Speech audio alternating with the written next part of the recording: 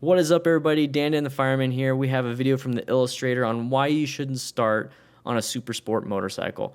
It's a little bit different type of content than what I'm used to, but you know what?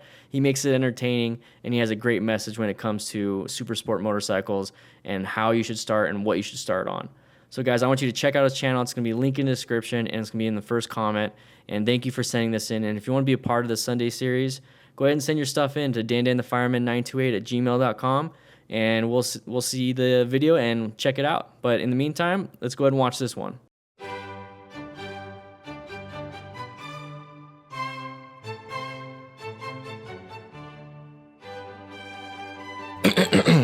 Riding motorcycles is like, nah. Riding motorcycles is like riding a bike? Okay. Riding a motorcycle is like, all right, who cares? Apparently I'm not creative enough to think of an analogy, but what I do know is riding a motorcycle is a skill. Really, most things are up to skill, but we can all admit that your Super Mario 64 speedrun doesn't have the same stakes if you fuck up that one jump compared to going down on your motorcycle, you know? Like trying to get that tactical nuke on derail only to get a Kimbo Ranger at 24 fucking kills because the fucking host decided to leave the match at the exact goddamn moment that you happen to be staring down 4 barrels of spam. I digress, but guess what? That moment may have sucked a deflated bag of Doritos. However, I went to get 30-something nukes. Point is, life is not a game. Life is a joke. Am I right? Life is similar to a game in that you take L's. You lose every now and then. You may take more or less L's than others, but where in MW2 I can be turned into Swiss cheese by a 12-year-old, your health, your well-being, your finances are not that expendable. Everything has inherent risk. Literally everything. Walk out the house, boom. Catch a bullet off some beef that wasn't even yours. Crossing the street, damn. Looks like Karen was doing the makeup going 40 and she mistook the gas for the brake. RIP, you get the point. Your life and health are constantly under threat. Everything is under threat. It's the world we live in. Mitigating factor is that we take precautions and make decisions to mitigate these risks. That's exactly why I go to the bodega with a flak jacket on. I kid, but for real. You put on a seatbelt, cross the street carefully, you know, safety first. The thing is, safety isn't always fun. Just ask your baby daddy.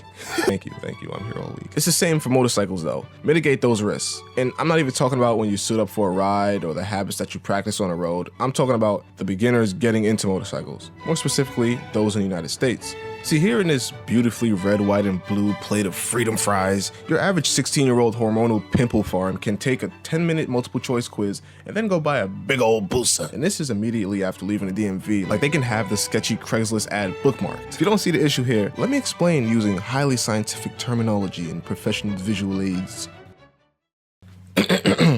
Dumb plus fast equal bad. Got it? Okay, yes. This is the most extreme case of dick compensation. I know it happens sometimes, but even most people have enough common sense to know that jumping straight onto a ZX14 or a race-ready 180 horsepower leader bike might be the most reckless thing you can possibly do in life. Most people know that. And I won't even address that, so let's scale it back to even those who just want to jump on a 600 class or 750. Or maybe a bit of an older leader bike. This is going to be a quick discussion about safety. Personally, I think all beginners should steer clear of the categories I've just listed for reasons I will get into later. However, there are certain levels of beginnership that I may be able to look at and then look over at an R1 and say, alright, sure. So, without further ado, let's talk about it. Sport bikes. What's a sport bike? Sport bikes are actually race-bred bikes belonging on a track that some bozo decided to slap a horn and some turn signals onto. Sport bikes are lightweight in relation to the power they make, they're fast as shit, and in no way suited for a beginner. Sport bikes are twitchy, angry, and tight, and they bend you up and contort you into fetal position while they tenderize your nards. In a sense, it's like riding a Russian dominatrix around town. Shit, you pay just as much for it. Anyway, here's why these rather amazing bikes suck for beginners. Number one is that they're pretty expensive. You pay a premium for technology and the performance that comes along with a sport bike. If you buy a decent sport bike that isn't too ragged out or too old, you'll be paying a lot more for a bike that, quite frankly, you'll be way too inexperienced to even get all of the use out of. Kawasaki's Ninja 300 was a game changer for entry-level sport bikes when it debuted in 2013. The beauty of beginner bikes is that there's always demand for them. So if you buy an 8-owner Ninja 250, it's actually very likely that you'll either break even or you could potentially even profit if you clean up the bike a little bit. Also, if you down the beautiful Yamaha R6 and absolutely destroy the fairings, you know how expensive a fairing set is? If you buy a beginner bike that's already been downed by the previous owners, those are discounts that are passed on to you, as well as the fact that it's kind of an expectation that as a beginner bike, it'll have eaten shit a couple times. I'd be warier of buying a downed ZX6R than a Ninja 300. Remember, You suck. You don't really know how to motorcycle all that well yet. Everyone goes down sometimes, but don't you think your green ass is especially likely to? Come on, your pockets will appreciate it, and I haven't even mentioned insurance yet. The facilitation of learning. Remember when I mentioned the way that a sport bike treats you? Yeah, listen, it doesn't really facilitate learning, to be honest. Hear me out, okay? On sport bikes, the throttle is snappy.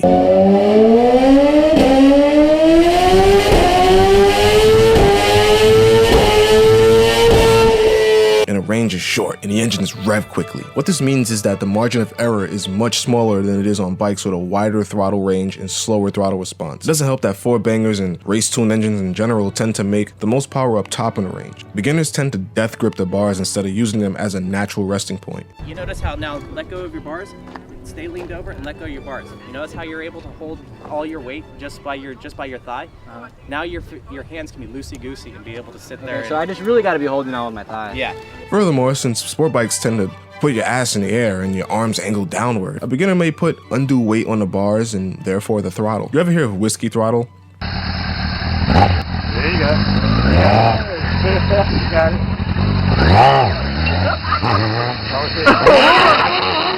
You okay? Yeah, I'm good. Don't get cocky.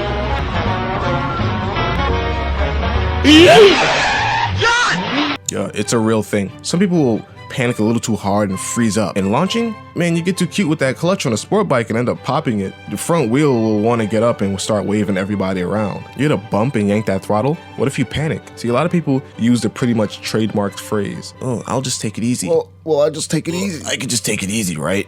And you know what? Sure, you absolutely 100% can take it easy. But will you? I mean, come on. You're sitting on 110 horsepower. Don't you want to crank the throttle every now and then, put a smile on your face? Of course you do. But okay.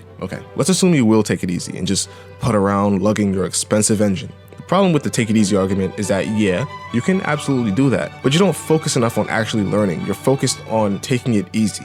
I know these people mean well when they actually go through with taking it easy, but taking it easy, quite frankly, isn't all that fun. Now, you're hyper aware of everything you're doing instead of focusing on freely learning, understanding the limits, and above all, just having fun. And then there's making mistakes. As a beginner, it's easy to keep yourself in check. It's more about keeping the bike in check. The wrong move on a sport bike will make the bike react much more substantially than a wrong move on a beginner bike. We all make mistakes, and you want mistakes to hurt you as little as possible. The bike does exactly what you tell it. Who do you have to blame? If you accelerate too fast in a corner and end up fixating into a wall because you have no real experience making fast turns, who do you have to blame? Pop the clutch a little bit too hard and loop the bike. Accelerate too hard, power wheelie. These bikes become an entirely different animal once you spin the engines up at a certain RPM. It's like a turbocharged car, basically. Maybe you won't be ready for that. If anything goes wrong as a beginner, you will instinctually panic, and panicking gets you hurt. Look, don't rush to jump into a sport bike as a beginner. It's just a bad move overall. You wouldn't teach a new driver how to drive in a Dodge Hellcat, right? Or a Porsche GT3. See, these bikes are the equivalent of those crazy fast exotic cars. Difference being that you don't have a metal cage around you. One more reason, and this one is kind of opinion, but still. Honestly, it's a good feeling to start out on something smaller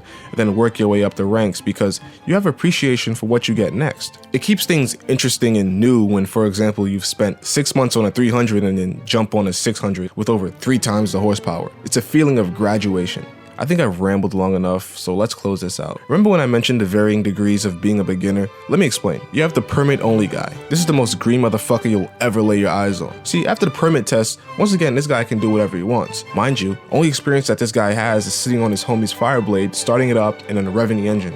Now he's hooked. I don't want to see him on a sport bike at all. This is absolute red alert. He has no plans on taking the MSF course. Nope, he just plans on riding around on that permit. Then you have the permit plus MSF course only guy. He's definitely a step up from the permit guy. I myself was once this guy, and even being that guy, I wouldn't have brought me a 250. And now the word guy sounds kind of funny. This person knows the rules of motorcycling, knows the proper procedure. Hell, he even has some actual riding experience. The main problem with this guy though is that he doesn't have any road experience with cars, people, and potholes, and cops, and all the other bullshit that's on the streets. The MSF course largely tries to deter you from buying sport bikes off the bat actually. So if them telling you doesn't deter you, then me telling you probably won't. I don't recommend you getting a sport bike if you're at this level, but at least you're certified and took a 3-day course on safety, so I guess you know what to look for. Then it's the permit and road/dirt experience MSF course guy. Quite frankly, you can do what you want. I think you're okay to make that decision. There's probably a shit ton of other guys, quote unquote, but we'll be here all damn day trying to list them.